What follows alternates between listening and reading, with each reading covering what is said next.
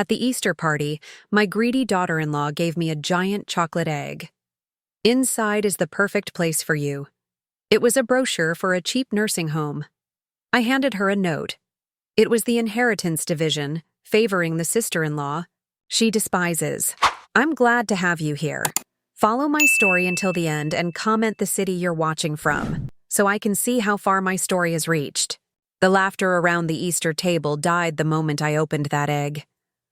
My hands trembled slightly as I held the enormous chocolate egg my daughter-in-law Amanda had presented to me with such ceremony. I picked this one especially for you, Celine, she'd announced, her voice dripping with false sweetness. There's something inside that I think will be perfect for you. My son Richard glanced up from his plate, a flicker of unease crossing his face before he returned to cutting his ham. The rest of the family watched with barely concealed anticipation as I carefully broke the chocolate shell. Inside, nestled where most people would find a toy or trinket, was a glossy brochure. I recognized the facility from its distinctive green. Roof visible from the highway. Whispering Pines Retirement Home. The cheapest assisted living facility in the county, notorious for its understaffing and neglect. Paper-clipped to it was a handwritten note in Amanda's looping script. The perfect place for you. My heart stopped for a moment as the implications sank in. This wasn't a gift. It was a message. You're unwanted. You're in the way. You're disposable. Looked up to find Amanda staring at me, a small smile playing at the corners of her mouth. Behind her, my brother-in-law Edward shifted uncomfortably, while his wife Martha, my dear friend and confidant, watched me with concerned eyes. Well, Amanda prompted, isn't it thoughtful? Richard and I have been talking about how that big house is just too much for you to manage alone, and they have activities for people your age. I'm only 55. My husband's been gone just 2 years. The table had gone completely silent. Richard wouldn't meet my eyes. My nephew stared at his plate. Only Martha looked directly at me, her expression a mixture of horror and sympathy. In that moment, I realized how carefully this humiliation had been orchestrated. Easter Sunday, the whole family present, the dramatic unveiling of the gift.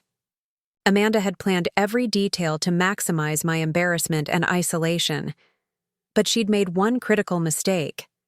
She thought I was weak. With steady hands that betrayed none of the rage and hurt churning inside me, I reached into my purse and extracted a sealed envelope. I'd been waiting for the right moment to share this news, but Amanda had just handed it to me on a silver platter. What a coincidence, I said, my voice remarkably calm. I have something for you too, Amanda. I slid the envelope across the table. She took it with a confused smile, clearly unprepared for my response. What's this? She asked, tearing it open casually. A thank you card already? I watched her face as she unfolded the paper inside. A copy of my newly updated will and estate plan. Her eyes widened as she scanned the document, her expression morphing from smugness to disbelief. This can't be right, she stammered. Oh, but it is, I replied.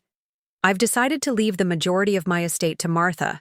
After all, she's done for me since Charles died. It seemed only fitting. Martha gasped softly, her hand flying to her mouth. Amanda's face had drained of all color. She and Martha had been locked in a silent feud for years, their mutual dislike barely concealed beneath polite smiles at family gatherings. Richard finally looked up. Mom? What are you talking about? But Amanda was already shoving the paper toward him, her hands shaking with fury. Did you know about this? She's leaving everything to Martha, the house, the investments, everything. As the table erupted into chaos, I picked up my purse and stood. Thank you for Easter dinner, I said. And Amanda, thank you for the egg. It's helped me realize exactly where I stand in this family. I walked out with my head held high, Martha's shocked expression the last thing I saw before the door closed, behind me. In my car, I finally allowed myself a moment to breathe.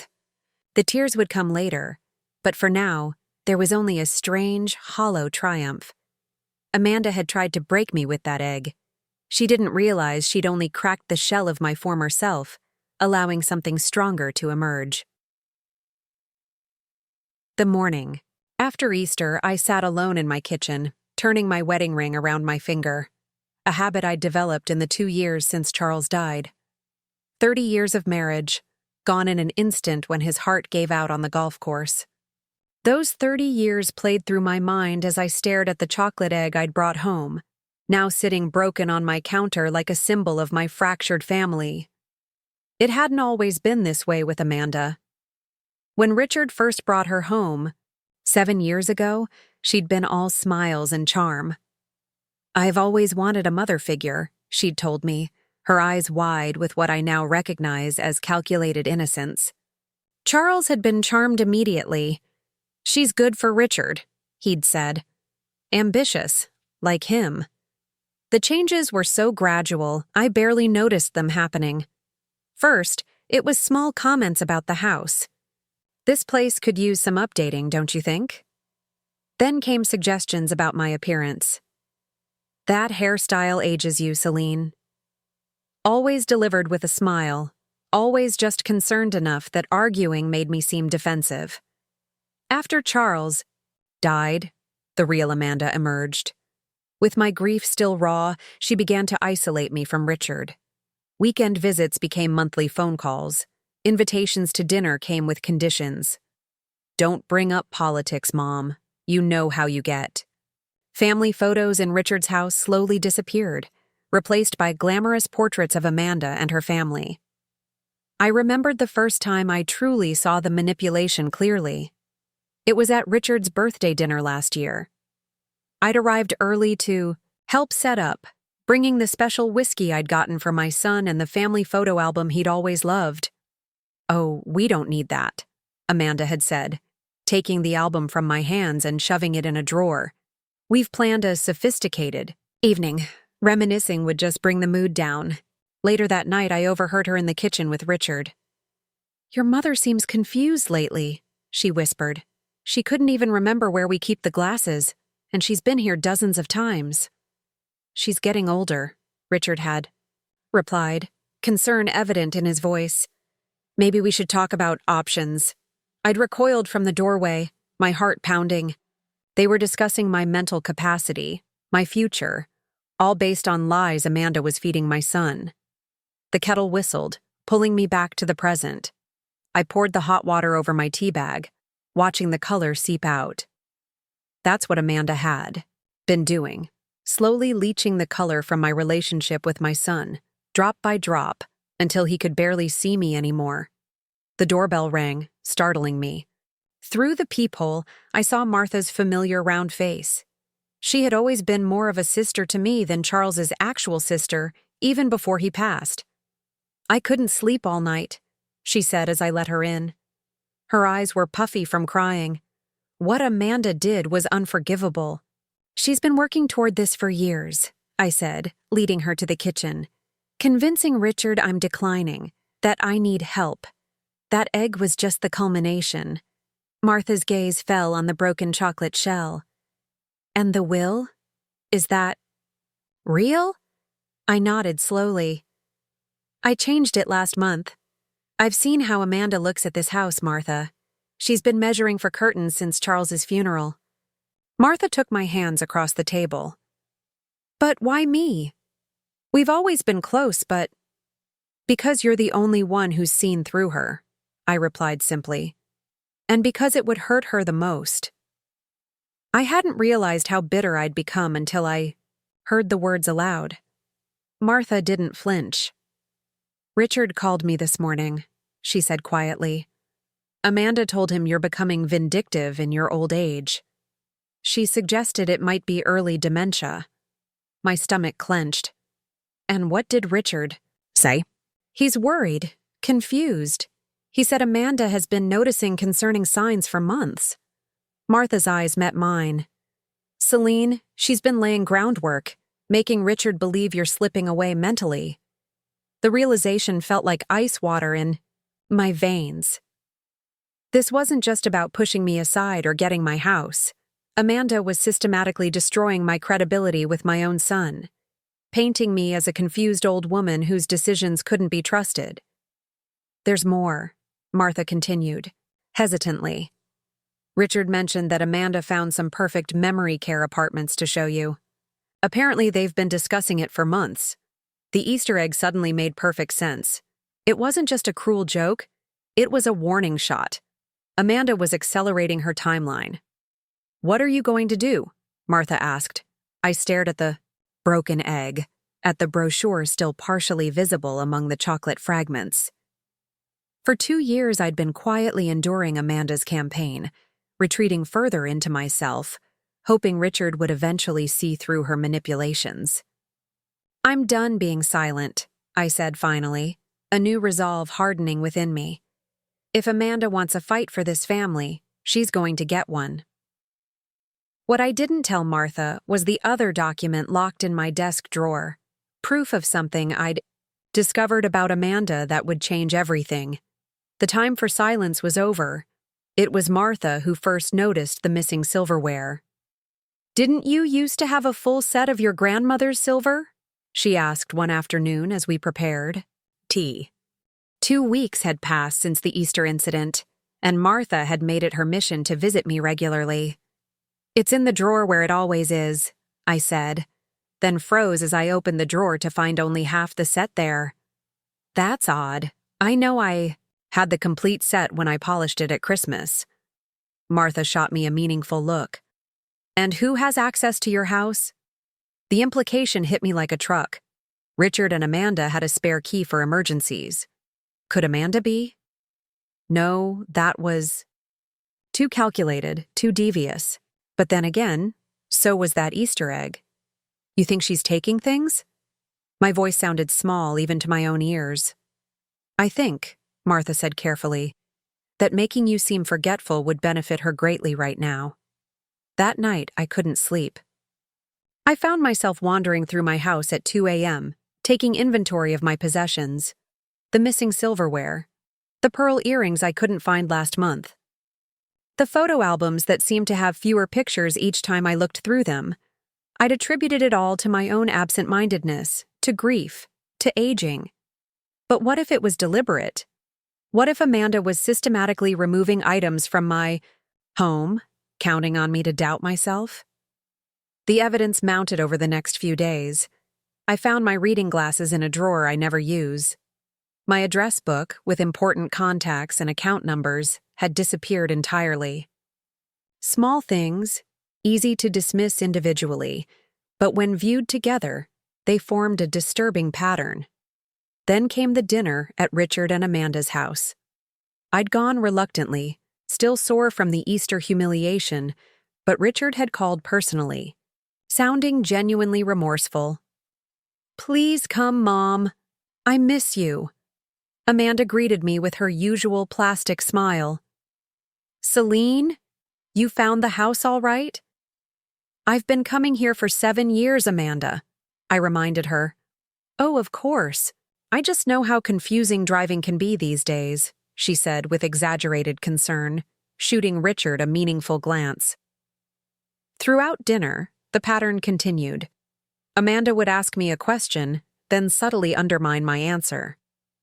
"Are you sure about that, Celine? That's not how Richard remembers it." Or worse, she'd correct me before I'd finished speaking, making each small mistake seem like evidence of a larger decline.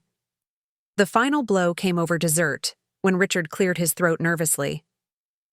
"Mom, we've been thinking about the future," he began, staring into his coffee cup. "The way you've been lately, the confusion, the forgetfulness." "I'm not confused," I said, my grip tightening on my spoon. "You didn't recognize the Hendersons' daughter last week," Amanda interjected. "She was quite hurt." I frowned. "The Hendersons moved away 5 years ago. I haven't seen their daughter." A flash of surprise crossed Richard's face, quickly hidden, as Amanda placed her hand over his. "See what I mean, honey? The memory issues." "Mom," Richard continued, "we think it might be time to consider downsizing. selling the house. There it was, the real agenda.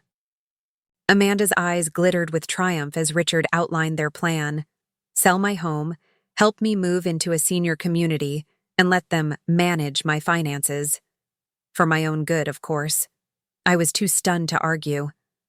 I let Richard drive me home, his awkward attempts at reassurance washing over me like static. Once inside, I sank onto the sofa, my mind racing.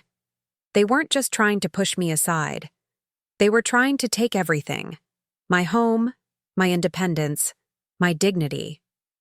I went to my office and unlocked the bottom desk drawer. Inside was a file. I'd started 6 months ago when I'd first suspected something wasn't right with Amanda. Bank statements, phone records, a background check. And most damning of all, evidence of the massive debt she'd hidden from Richard.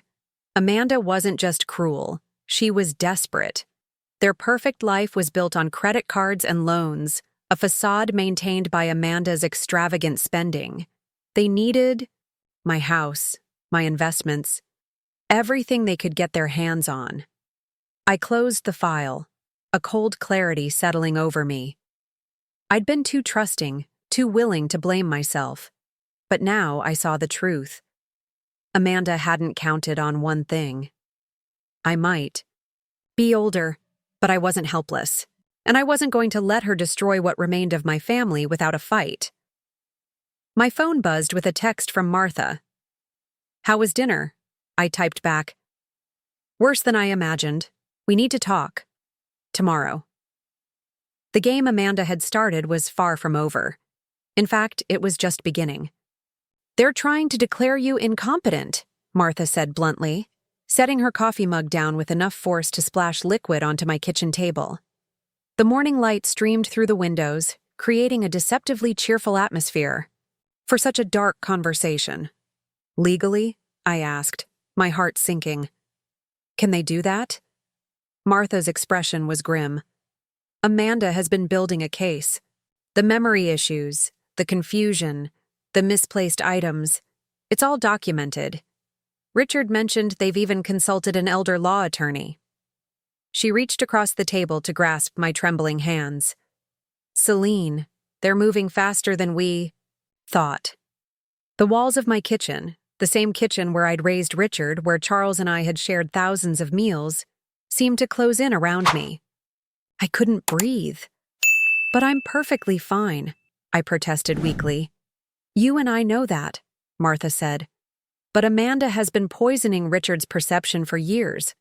The Richard who used to call you every day for advice is gone. He trusts her implicitly." I pulled my hands away and walked to the window, staring out at the garden Charles and I had planted together. The cherry tree he'd insisted on was in full bloom, a riot of pink against the spring sky. Would this be the last spring I'd see it? "I have proof," I said quietly.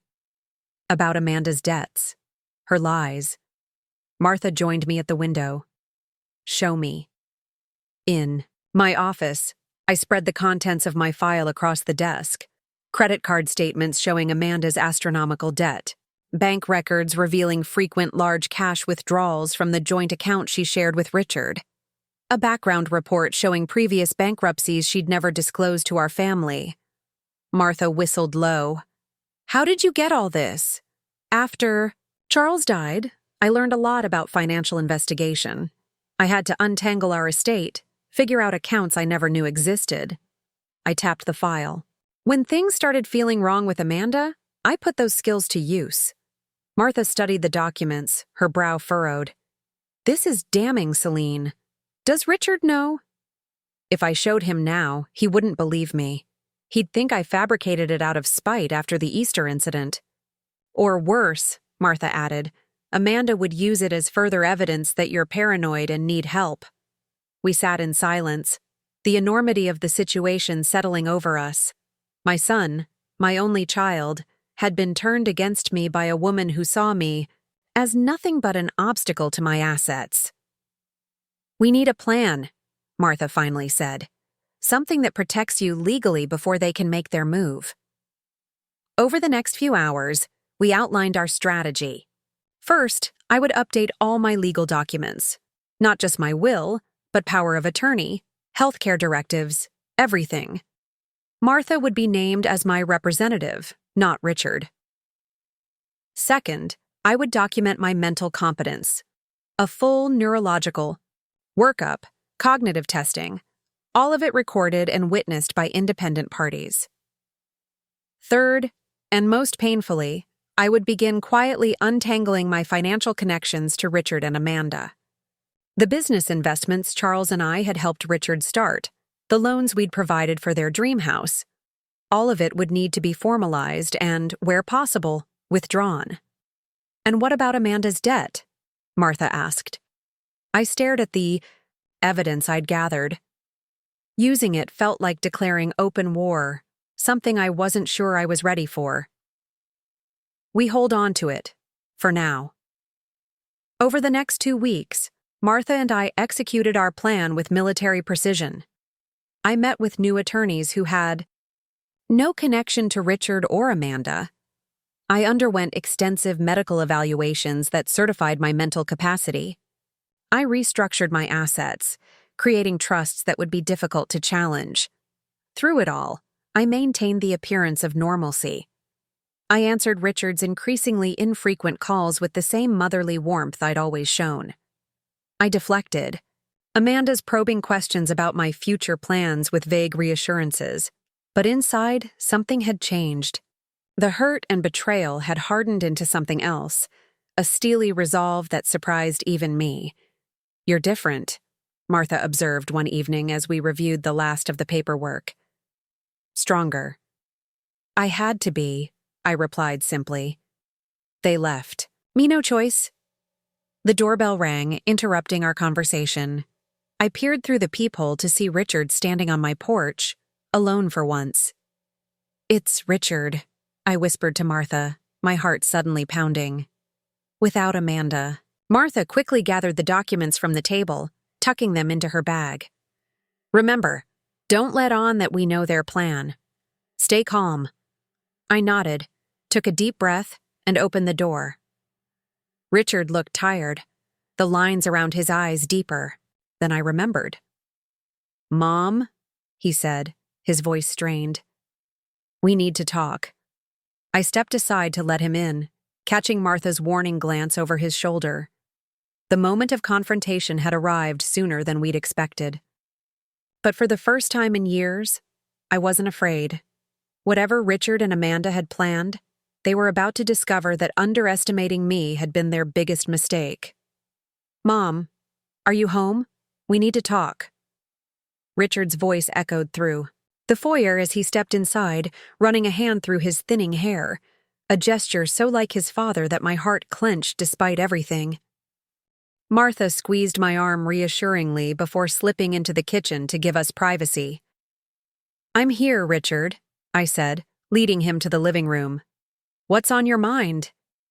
He sat heavily on the sofa, avoiding my gaze. It's about the will. Amanda told me what you did. I settled in the armchair across from him, keeping my expression neutral. And what exactly did I do, Richard? You know what? He snapped, finally looking up. Cutting me out. Leaving everything to Martha. After everything we've done for you. Everything. You've done for me, I repeated slowly. Like suggesting I belong in Whispering Pines?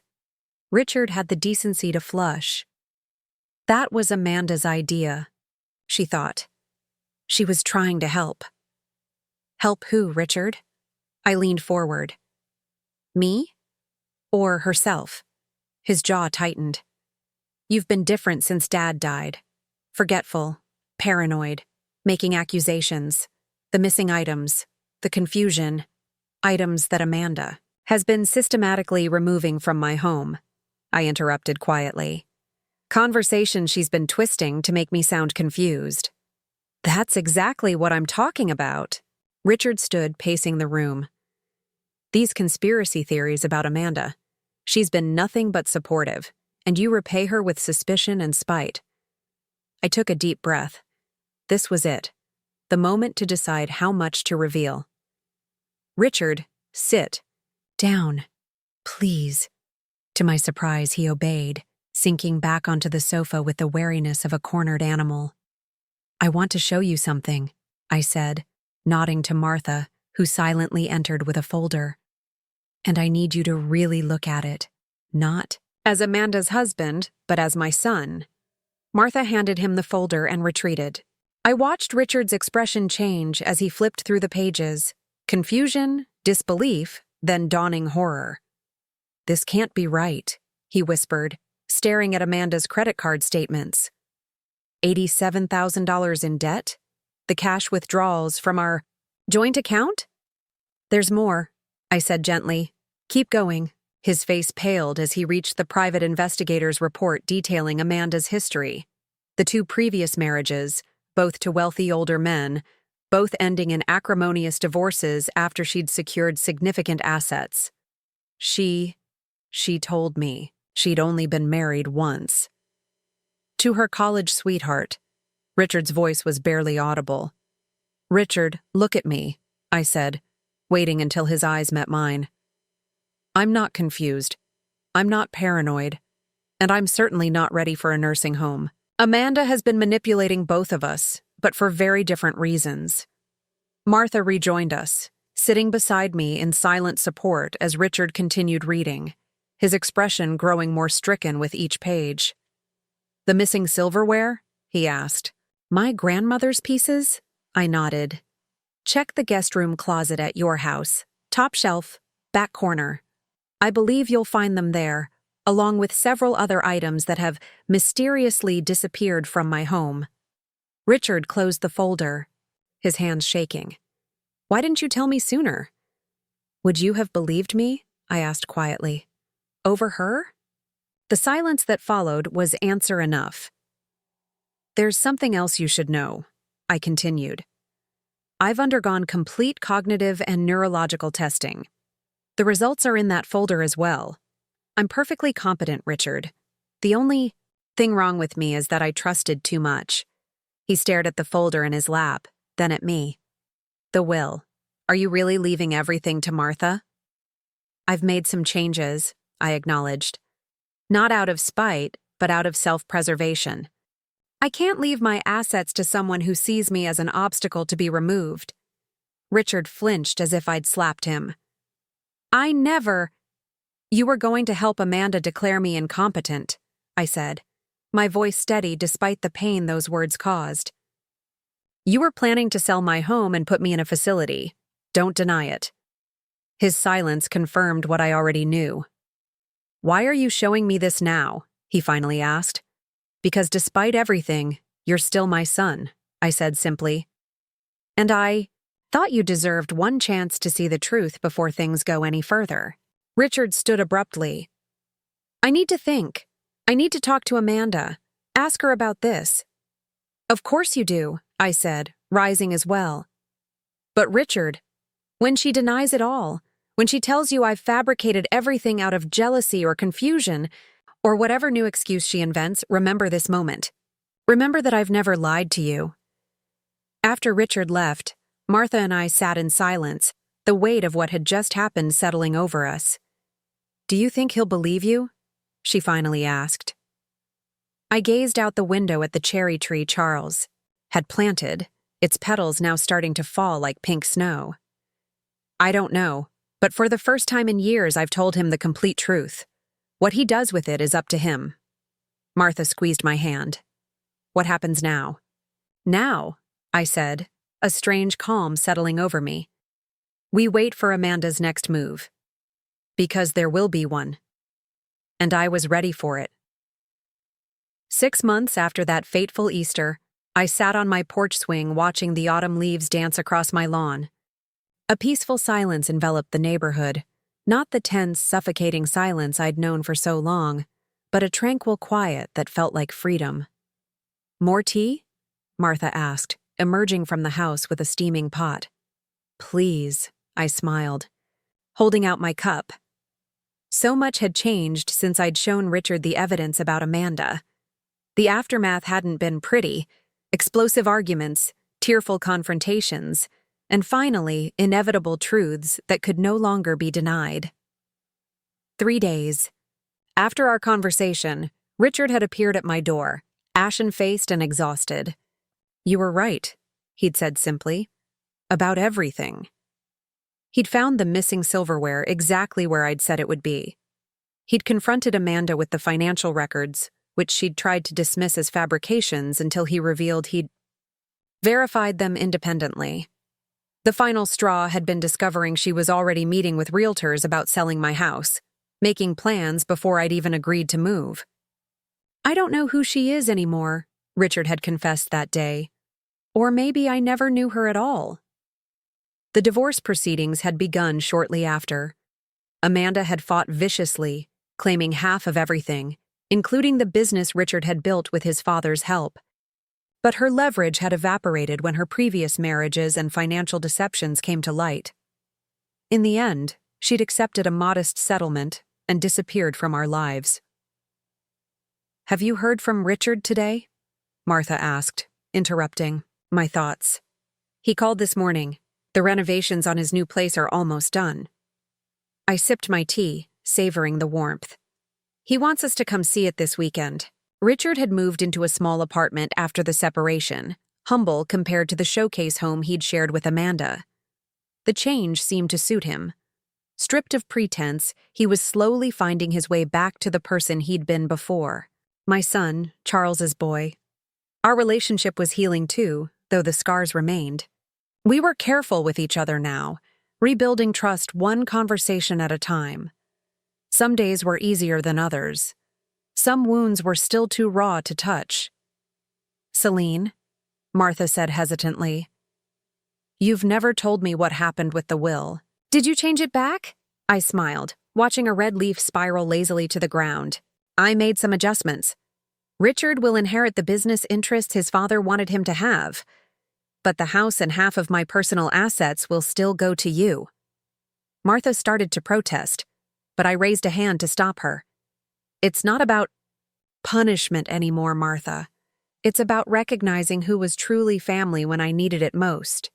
The doorbell chimed, and Martha rose to answer it. Moments later, she returned with Richard and, to my surprise, his father's old fishing buddy, George. "Mom," Richard said, leaning down to kiss my cheek. "Hope you don't mind me bringing George along. He's been helping me with the apartment renovations." "Not at all," I replied, genuinely pleased. George had been a fixture in our lives for decades, though we'd lost touch after Charles died. Seeing him standing awkwardly on my porch, holding his worn baseball cap, brought back a flood of warm memories. "Mrs. Holloway," he nodded respectfully. "Place looks good. Charles would be proud." As the afternoon unfolded, we sat together on the porch, sharing stories about Charles that made us laugh until tears came. Richard seemed lighter than I'd seen him in years, occasionally catching my eye with a look of understated gratitude. After Martha went inside to prepare dinner and George excused himself to make a phone call, Richard and I found ourselves alone. "I brought something for you," he said quietly, pulling a small package from his jacket. I unwrapped it carefully to find a gleaming silver picture frame containing a photo I hadn't seen in years. Richard, as a little boy, sitting on Charles's shoulders, with me standing beside them, all of us laughing. "I found this when I was packing," Richard explained. "Amanda had hidden a lot of our old family photos. I've been finding them and, well, remembering." I traced the outline of Charles's face with my fingertip, a bittersweet ache filling my chest. "I'm sorry, Mom," Richard said, his voice breaking. "Slightly. For everything. For not seeing what was happening." "We both lost our way for a while," I replied gently. "But we found it again. That's what matters." Later, as we gathered around my dining table, Martha, Richard, George, and me, I looked at the faces illuminated by candlelight and felt a profound sense of peace. This was my real family, not defined by obligation or manipulation, but by genuine care and respect. The chocolate Easter egg that had symbolized my rejection was now just a distant memory. In its place was something far more valuable: the knowledge that I had faced the worst kind of betrayal and emerged stronger, wiser, and surrounded by authentic love. As I raised my glass for a toast, I caught Martha's eye and smiled. The inheritance Amanda had so desperately schemed for was never really about money or property. The true inheritance was this: the legacy of resilience, dignity, and the courage to stand firm in your own truth. And that was something no one could ever take away from me.